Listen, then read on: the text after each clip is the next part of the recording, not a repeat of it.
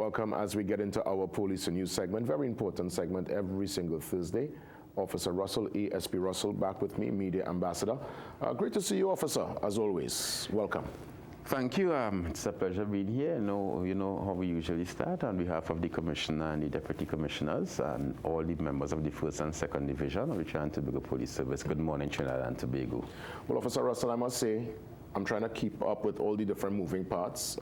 Deputy Commissioner Benjamin mentioned that officers will step into the schools with all the tools of engagement. We hear the ministry and ministers within the government suggesting, well, that might not necessarily be the case. I've been out of the country for a few, but I'm still looking at the developments.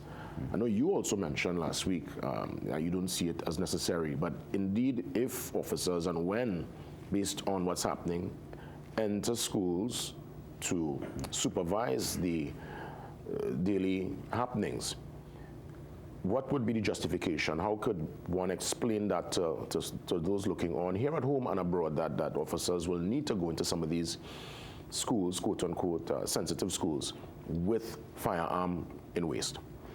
Well, you know, as we say, the only thing concerned in life is change. You know, and it's about being dynamic. And as more information come to the forefront of things, you know, things would change, things would be adjusted or readjusted as the case may be. One thing I would have noticed, and we would have all heard, myself and the members of the public, that the police officers will be properly equipped.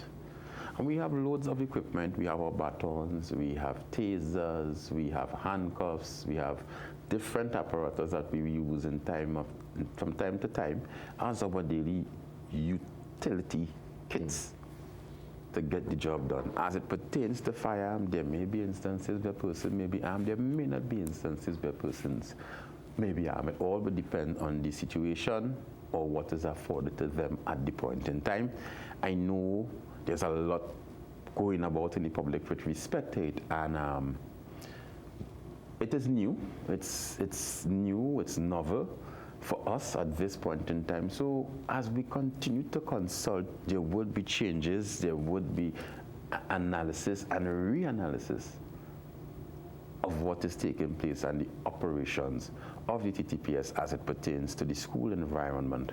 But what I want persons to understand is that the police is there in the first point mainly for presence.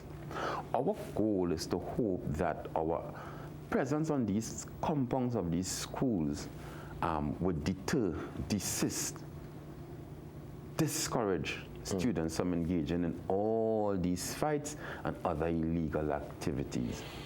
Yeah, but to me, which is a functional plan, I think, you know, something needed to be done. We've seen firsthand fighting in school is nothing new. It would have happened in your time, my time. It's been around since school is in existence. That's, you know, unfortunately, sometimes children, that's how they engage with a disagreement.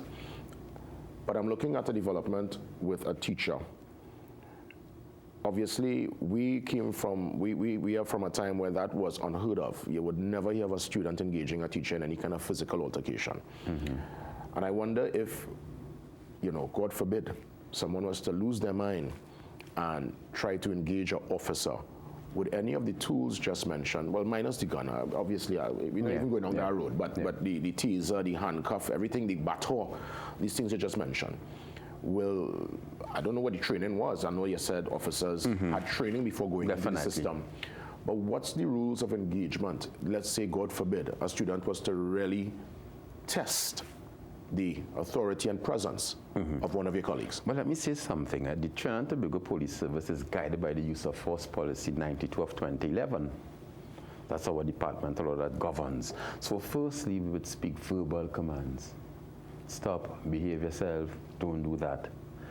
Once that fails, then we would escalate a little more. We would try to restrain you. If there's an issue restraining, then we may have to go baton. If baton doesn't work, then we would have to go probably taser. However, we hope that we don't have to intervene at all. We hope by our mere presence that these things become something of the past with respect to these schools. No one wants to go in school to really have to engage. And I mean, I think that we as citizens of Trinidad and Tobago, and parents especially,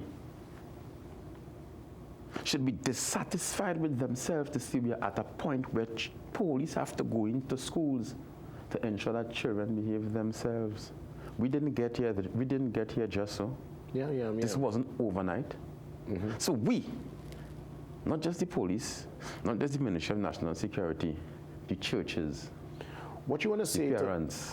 And you're glad you mentioned parents. What you want to say to parents who sometimes take time out of the day to come into the school to challenge sometimes teachers, to challenge students who might have, as far as they're concerned, been harsh to their particular charge. You know, they bully my child, and I'm not taking that. I go sit down in a jail for my child. These are the words we hear from parents who feel outraged by the system and by the slow call to justice. What's your advice to parents who might think of engaging in that manner? Well, what I would say to parents, if your child, if you have the pretend that your child was bullied in school and you go in school with that demeanor, that come to fight the teacher or come to fight another student, one, are you as a parent being responsible?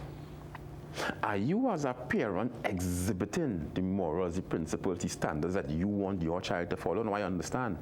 This is mommy, one son or one daughter, I understand that.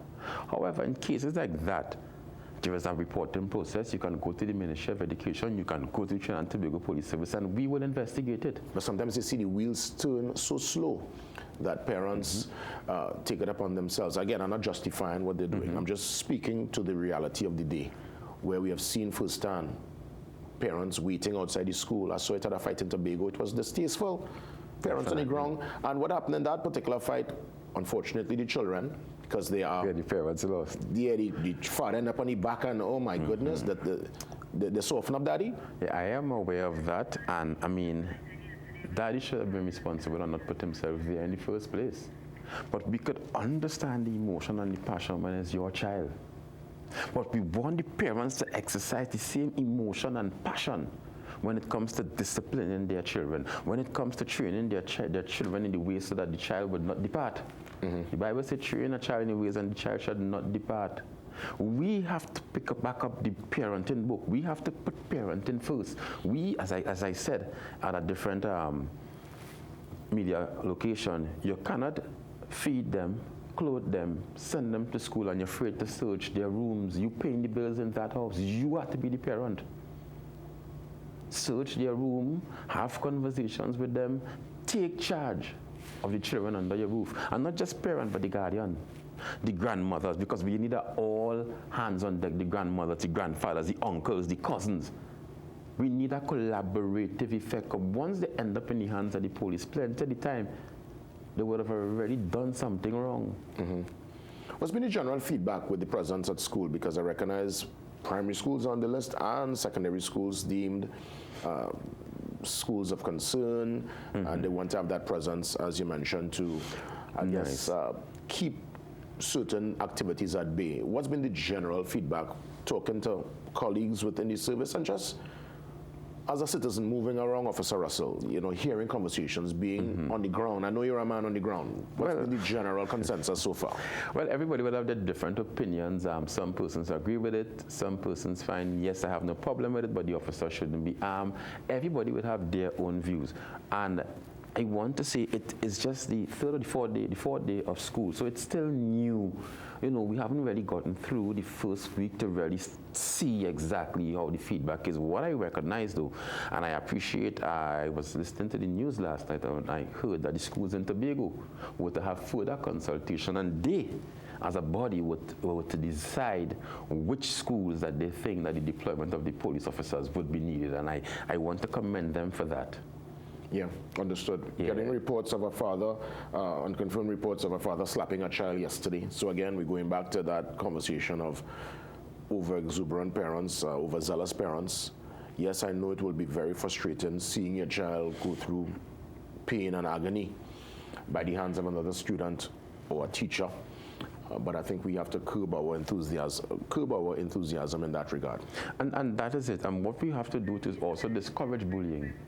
Because bullying is a serious problem in schools. We need to really speak and do more ads, more sensitization as it comes to bullying, because nobody wants their children to be bullied, whether it's cyberbullying, whether physical, whether it's quote-unquote taxing a student or taking their lunches or taking their phones, because these things do happen in school. And we really need to sensitize persons to discourage that kind of behavior, show them the repercussions of their action, because there are consequences to every action. Well, ASP Russell, I want to thank you again for this frank and I would say, yeah, I'll clear my throat there, bye. Good to go. This frank and very relevant conversation. Any new developments?